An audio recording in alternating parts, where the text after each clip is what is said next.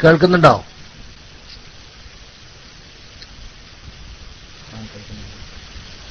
ഇന്നൽ ഹംദലില്ലാ നഹ്മദുഹു വനസ്തഈനുഹു വനസ്തഗ്ഫിറുഹു വനഊദു ബില്ലാഹി മിൻ ശുറൂരി അൻഫുസിനാ വമിൻ സയ്യിആതി അഅ്മാലിനാ മൻ യഹ്ദിഹില്ലാഹു ഫലാ മുദില്ല ലഹു വമൻ യുദ്ലിൽ ഫലാ ഹാദിയ ലഹു വഅശ്ഹദു അൻ ലാ ഇലാഹ ഇല്ലല്ലാഹു വഹ്ദഹു ലാ ശരീക ലഹു വഅശ്ഹദു അന്ന മുഹമ്മദൻ അബ്ദുഹു വറസൂലുഹു യാ അയ്യുഹല്ലദീന ആമനു തഖുല്ലാഹ ഹഖ്ക തുഖാതി വലാ തമൂതുന്ന ഇല്ലാ വഅൻതും മുസ്ലിമൂൻ. أما بعد فإن خير الحديث كتاب الله وأصدق السنن سنة محمد صلى الله عليه وسلم وشر الأمور محدثاتها وكل محدثة بدعة وكل بدعة ضلالة وكل ضلالة في النار. പ്രിയമുള്ള സഹോദരി സഹോദരന്മാരെ, ലോകത്തിന്റെ വിവിധ ഭാഗങ്ങളിൽ ഇരുന്ന് ഈ പരിപാടി ശ്രദ്ധിക്കുന്ന സുഹൃത്തുക്കളെ, അള്ളാഹുവിന്റെ നിയമനിർദ്ദേശങ്ങൾ സൂക്ഷിക്കണേ എന്ന് പ്രത്യേകം ഓർമ്മപ്പെടുത്തുകയാണ്. ഇതുവരെ നടന്ന പരിപാടികളൊന്നും ഞാൻ കേട്ടിട്ടില്ല. ഞാനിപ്പോ മൈക്കിന്റെ മുമ്പിൽ വന്നതാണ്. പെരുന്നാളിനോടനുബന്ധിച്ച് ബൈലക്സിലെ ശ്രോതാക്കൾക്ക് വേണ്ടി സംഘടിപ്പിക്കുന്ന ഈ പരിപാടിയിൽ ഒരു ഈദ് സന്ദേശം നൽകണമെന്നാണ് ബൈലക്സിന്റെ നടത്തിപ്പുകാർ ആവശ്യപ്പെട്ടിട്ടുള്ളത്. ഈ പരിശുദ്ധ റമളാൻ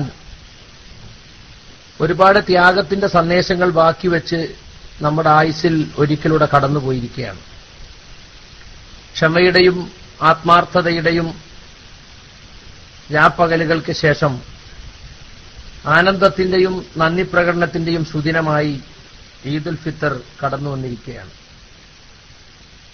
ലോകത്തിന്റെ നാനാഭാഗങ്ങളിലും ലക്ഷോപലക്ഷം വിശ്വാസികൾ തക്ബീർ മുഴക്കിക്കൊണ്ട് നാളെ മുസല്ലയിലേക്ക് പുറപ്പെടുകയാണ്. പുത്തൻ വസ്ത്രങ്ങൾ അണിഞ്ഞ് ഈദ്ഗാഹുകളിലും മസ്ജിദുകളിലും ഒത്തുചേർന്ന് റമളാനിന്റെ നോമ്പിനു ശേഷം പെരുന്നാളെന്ന ഈദെന്ന ഇബാദത്തിലേക്ക് അവർ പ്രവേശിക്കുകയാണ്. നമ്മളെ സംബന്ധിച്ചിടത്തോളം നോമ്പനുഷ്ഠിച്ചുകൊണ്ട് പുണ്യകർമ്മങ്ങൾ ചെയ്തുകൊണ്ട് ഈ മാസത്തെ ഉപയോഗപ്പെടുത്തിയവർ, അള്ളാഹും റസൂലും പറഞ്ഞതുപോലെ ഈ മാസം കഴിച്ചുകൂട്ടിയവർ, അവർക്കാണ് യഥാർത്ഥത്തിൽ പെരുന്നാൾ ആഘോഷിക്കാൻ ധാർമ്മികമായി അവകാശമുള്ളത്. കാരണം ഈദുൽ ഫിത്തർ എന്ന വാക്ക് തന്നെ നോമ്പ് മുറിക്കുന്ന പെരുന്നാൾ എന്നാണ് അർത്ഥം. നോമ്പില്ലാത്ത തന്നിഷ്ടക്കാരായി ജീവിച്ച ആളുകളെ സംബന്ധിച്ചിടത്തോളം നാളെ പെരുന്നാളില്ല. പശ്ചാത്താപത്തിന്റെയും പാപമോചനത്തിന്റെയും മാസമായ റമളാനിൽ അള്ളാഹും റസൂലും പറഞ്ഞതുപോലെ ഭക്ഷണപാനീയങ്ങൾ മാത്രമല്ല, തനിക്കിഷ്ടപ്പെട്ട പലതും റബ്ബിനു വേണ്ടി മാറ്റിവെച്ച് ത്യാഗങ്ങൾ സഹിച്ചവർ, അവരെ സംബന്ധിച്ചിടത്തോളം അവർക്ക് നാളെ പെരുന്നാൾ കൊണ്ടാടുവാൻ ധാർമ്മികമായി അർഹതയും അവകാശവുമുണ്ട്. അതുകൊണ്ട് പെരുന്നാളിനെ ആർക്കൊക്കെയാണ് ആഘോഷിക്കാൻ അവകാശമുള്ളത് എന്ന് ഈ സന്ദർഭത്തിൽ ഓർമ്മപ്പെടുത്തേണ്ടി വന്നത്, പലപ്പോഴും നോമ്പ് കഴിയുമ്പോൾ റമളാനിനെ വിലവെക്കാതെ തന്നിഷ്ടക്കാരായി താന്തോന്നികളായി നടന്നവരാണ് പലപ്പോഴും ആഘോഷത്തിൽ മുമ്പിൽ നിൽക്കാറുള്ളത് എന്നതുകൊണ്ടാണ്. സുഹൃത്തുക്കളെ, നമുക്ക് 3 ആഘോഷങ്ങളാണുള്ളത്. ആഴ്ചയിൽ എല്ലാ ആഴ്ചയിലും വെള്ളിയാഴ്ച, പിന്നെ വർഷത്തിൽ 2 പെരുന്നാളുകൾ, ഒന്ന് ഈദുൽ ഫിത്റും ഒന്ന് ഈദുൽ അദ്ഹായും. ജന്മദിനാഘോഷമോ ചരമദിനാഘോഷമോ അല്ലെങ്കിൽ മറ്റെന്തെങ്കിലും വിജയാഘോഷങ്ങളോ ഒന്നും നമുക്ക് ഇസ്ലാം നിശ്ചയിച്ചിട്ടില്ല. നബി സല്ലല്ലാഹു അലൈഹി വസല്ലമയുടെ ജന്മദിനം പോലും മീലാദ് പോലും കൊണ്ടാടാൻ പാടില്ലെന്ന് പഠിപ്പിച്ച മതമാണ് ഇസ്ലാം. അതുപോലെ തന്നെ ഭരണം ലഭിക്കുമ്പോൾ ഒരാഘോഷം, ഭരണത്തിനു വേണ്ടി ഒരുപാട് ത്യാഗങ്ങൾ സഹിച്ച് ഭരണം പിടിച്ചെടുത്ത് ഭരണത്താക്കോൽ കൈമാറുന്ന ദിവസം ആഘോഷം, അങ്ങനെ പലതരം ആഘോഷങ്ങളും ഇന്ന് ലോകത്തുണ്ട്. എന്നാൽ ആ തരം ആഘോഷങ്ങളെയൊന്നും ഇസ്ലാം അംഗീകരിച്ചിട്ടില്ല. ആഘോഷിക്കാനും ആഹ്ലാദിക്കാനുമുള്ള മനുഷ്യന്റെ താൽപര്യത്തെ അള്ളാഹു പരിഗണിച്ചതുകൊണ്ടാണ് 2 ആഘോഷവേളകൾ നമുക്ക് നിശ്ചയിച്ചു തന്നിട്ടുള്ളത്. ആഘോഷമെന്ന് പറയുമ്പോൾ പലരുടെയും ഭാഷയിൽ പറഞ്ഞാൽ അടിച്ചു പൊളിക്കാനുള്ളൊരു ദിവസം എന്നാണ്. അന്ന് എല്ലാം ഹലാലായി കാണുന്ന കുറെ ആളുകളുണ്ട്. എന്നാൽ വ്യക്തികളുടെ ഹിതത്തിന് ആഘോഷത്തെ വിട്ടുകൊടുത്തിട്ടില്ല ഇസ്ലാം.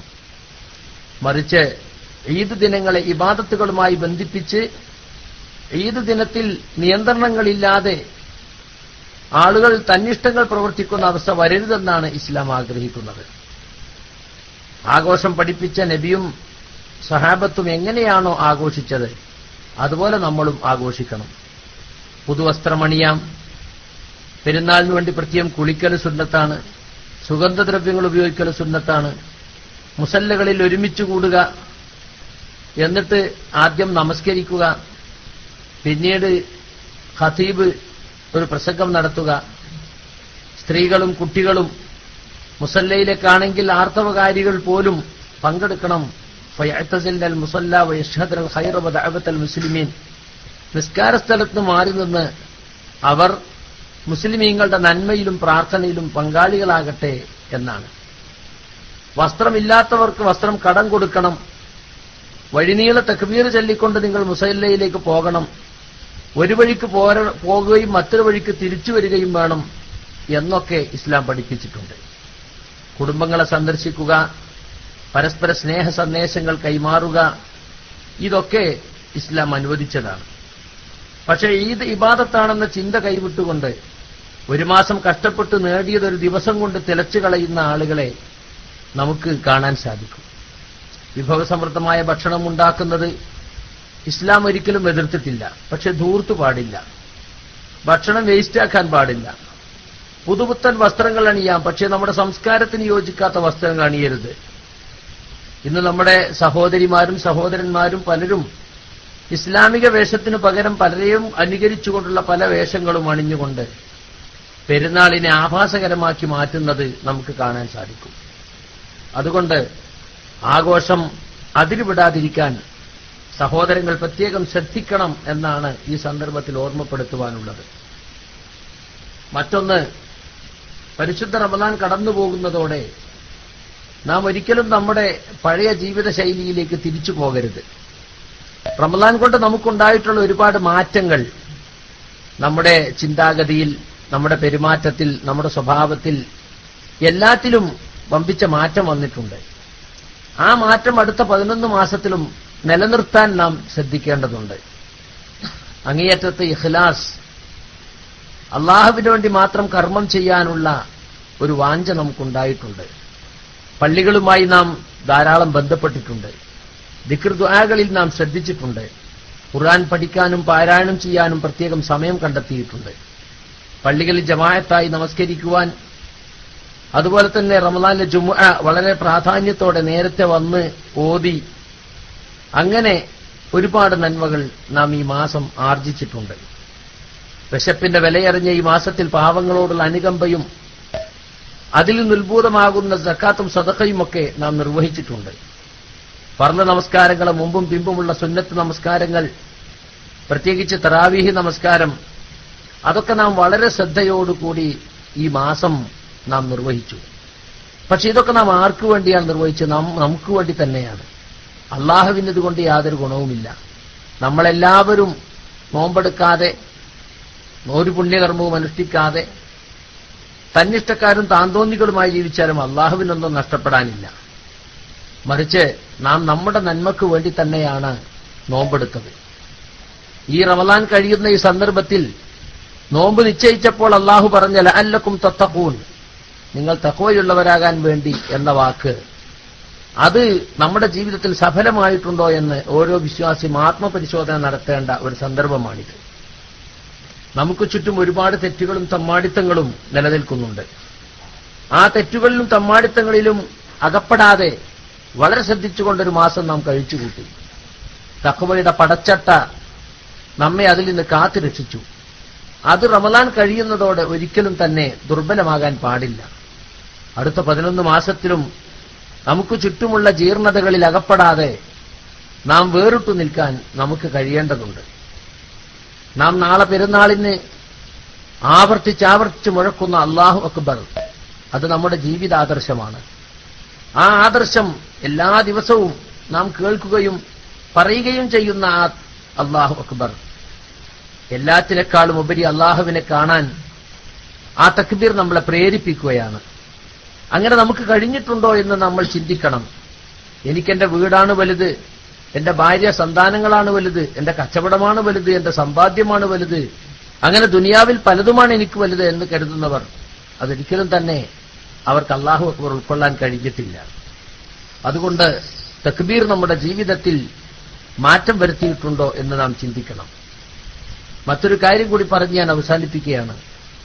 സന്തോഷത്തിൽ പെരുന്നാൾ കൊണ്ടാടുന്ന ഈ സന്ദർഭത്തിൽ നാളെ നമ്മളൊക്കെ കുട്ടികളും മക്കളും വിഭവസമൃദ്ധമായ ഭക്ഷണവും പുത്തനുടുപ്പുമണിഞ്ഞ് സന്തോഷിക്കുമ്പോൾ ലോകത്തിന്റെ നാനാഭാഗത്തും നിരവധി മുസ്ലിമീങ്ങൾ ഇതിനൊന്നും വിധിയില്ലാതെ കഷ്ടപ്പാടുകളും ദുഃഖങ്ങളുമായി കഴിയുകയാണ്. അറബ് രാജ്യങ്ങളിൽ പലയിടത്തും ഇന്ന് രാഷ്ട്രീയ കുഴപ്പങ്ങൾ കൊണ്ട് മുസ്ലിമീങ്ങൾ ഭീതിയിൽ കഴിയുകയാണ്. രാഷ്ട്രീയ സമരങ്ങൾ, ഭരണകൂടങ്ങൾക്കെതിരെ അട്ടിമറി, അതിനെതിലുള്ള സൈനിക നീക്കം, അങ്ങനെ പലതുകൊണ്ടും ഉറ്റവരും ഉടയവരും നഷ്ടപ്പെട്ട്, വീടുകൾ നഷ്ടപ്പെട്ട് ജീവിതം ദുസ്സഹമായി അരാജകത്വം നിലനിൽക്കുന്ന രാജ്യങ്ങളിൽ മുസ്ലിമീങ്ങൾക്ക് ഇതുപോലെ പെരുന്നാൾ ആഘോഷിക്കാൻ വകുപ്പില്ല. ഈജിപ്തിലായാലും സിറിയയിലായാലും തുണീഷ്യയിലായാലും അഫ്ഗാനിലായാലും ഫലസ്തീനിലായാലും എല്ലായിടത്തും നമ്മുടെ മുസ്ലിം സഹോദരങ്ങൾ കഷ്ടപ്പെടുകയാണ്. അവർക്ക് വേണ്ടി പ്രാർത്ഥിക്കാൻ അങ്ങനെയൊരവസ്ഥ ഇന്നല്ലെങ്കിൽ നാളെ നമുക്കും വരാം എന്ന് നാം ആലോചിക്കണം. അതുകൊണ്ട് ഈ സന്ദർഭത്തിൽ ഈ പെരുന്നാളിന്റെ സന്ദേശം നമുക്ക് നൽകുന്നത് ഒരു വലിയ പാഠമാണ്. ഒരു മാസത്തെ ജീവിതത്തിൽ നാം മാറ്റം വരുത്തിയതുപോലെ നാം ഉദ്ദേശിക്കുകയാണെങ്കിൽ നമ്മുടെ ജീവിതത്തിൽ വമ്പിച്ച മാറ്റം വരുത്താൻ, കാതലായ പരിവർത്തനമുണ്ടാക്കാൻ നമുക്ക് സാധിക്കുമെന്നൊരു പാഠം റമളാൻ നമുക്ക് നൽകിയിട്ടുണ്ട്. അതുകൊണ്ട് ഇനിയുള്ള 11 മാസവും റമളാനിൽ നാം നേടിയെടുത്ത സംസ്കരണം അത് നമ്മുടെ ഇസ്ലാമിക ജീവിതത്തെ ഊടും പാവുമായി വർദ്ധിക്കണം. എങ്കിൽ മാത്രമേ ഈ റമളാൻ കൊണ്ട് നമുക്ക് നേട്ടമുണ്ടായി എന്ന് പറയാനാവൂ. അതല്ലാതെ നാം എത്ര കിലോ കൂടി എത്ര കിലോ കുറഞ്ഞു, അല്ലെങ്കിൽ നമ്മുടെ ബഡ്ജറ്റ് എത്ര കൂടി കുറഞ്ഞു എന്നതല്ല. നാം എത്ര കണ്ട് തഖ്വ നേടി, ആ തഖ്വ വരും കാലങ്ങളിൽ എങ്ങനെ നിലനിർത്താൻ നമുക്ക് സാധിക്കും, അതായിരിക്കട്ടെ നമ്മുടെ ചിന്താവിഷയം ഈ സന്ദർഭത്തിൽ എന്ന് മാത്രം ഓർമ്മപ്പെടുത്തിക്കൊണ്ട് ഞാൻ അവസാനിപ്പിക്കുകയാണ്. അല്ലാഹു സുബ്ഹാനഹു വ തആല ഈ പരിശുദ്ധ റമളാൻ പിന്നിടുന്ന ഈ സന്ദർഭത്തിൽ നമ്മുടെ നോമ്പും നമ്മുടെ തറാവീഹും നമ്മുടെ സദഖയും നാം ചെയ്ത ദാനധർമ്മങ്ങളും നാം പ്രവർത്തിച്ച എല്ലാ നല്ല കർമ്മങ്ങളും അല്ലാഹു സ്വീകരിക്കട്ടെ എന്ന് നമ്മളൊക്കെ പ്രാർത്ഥിക്കേണ്ട സന്ദർഭമാണിത്. ഏതൊരു സൽക്കർമ്മം ചെയ്തു തീർത്താലും അത് അല്ലാഹുവിങ്കിൽ സ്വീകാര്യമാകണം, മഖ്ബൂലാകണമെന്ന ചിന്ത നമുക്കുണ്ടാവും. അത് നാം പ്രാർത്ഥിക്കണം അല്ലാഹുവിനോട്, നമ്മുടെ എല്ലാ സൽക്കർമ്മങ്ങളും സ്വീകരിക്കണേ എന്ന് നമ്മൾ ആത്മാർത്ഥമായി പ്രാർത്ഥിക്കണം. അങ്ങനെ ഈ ഒരു മാസം നമ്മുടെ ജീവിതത്തിൽ ഒരു വഴിത്തിരിവായി മാറുകയും ഒരു പുതിയ ജീവിത ശൈലിയിലേക്ക് നമുക്ക് റമളാനിന് ശേഷം പ്രവേശിക്കാൻ, ശഅബാനിൽ മുമ്പുണ്ടായിരുന്ന തെറ്റുകളിലേക്ക് തിരിച്ചു പോകാതിരിക്കാൻ നമുക്ക് റമളാൻ പ്രചോദനമാകട്ടെ എന്ന് പ്രാർത്ഥിക്കുകയാണ്. അല്ലാഹു സുബ്ഹാനഹു വ തആല നമുക്കെല്ലാവർക്കും സന്തോഷത്തിൽ പെരുന്നാൾ കൊണ്ടാടുവാനും ലോകത്തിന്റെ നാനാഭാഗത്തും കഷ്ടപ്പെടുന്ന നമ്മുടെ മുസ്ലിം സഹോദരങ്ങൾക്ക് ആ പ്രയാസങ്ങളും ദുരിതങ്ങളും നീക്കിക്കൊടുക്കുവാനും നമുക്ക് ആത്മാർത്ഥമായി പ്രാർത്ഥിക്കാം. റബ്ബ് സുബ്ഹാനഹു വ തആല അനുഗ്രഹിക്കുമാറാകട്ടെ. ലോകത്തിന്റെ നാനാഭാഗത്തും ഇരുന്ന് ഈ പരിപാടി ശ്രദ്ധിക്കുന്ന സഹോദരങ്ങൾ, അല്ലാഹു നമ്മെ എല്ലാവരെയും ഇതുപോലെ ജന്നാത്തുൽ ഫിർദൗസിൽ ഒരുമിച്ച് കൂട്ടുമാറാകട്ടെ. അറിഞ്ഞും അറിയാതെയും സംഭവിച്ച തെറ്റുകുറ്റങ്ങൾ റഹ്മാനായ റബ്ബ് നമുക്ക് വിട്ടുപുറത്ത് മാപ്പാക്കി തരുമാറാകട്ടെ. ആമീൻ ആമീൻ ബിറഹ്മതിക യാ അർഹമർ റഹീമീൻ. അസ്സലാമു അലൈക്കും.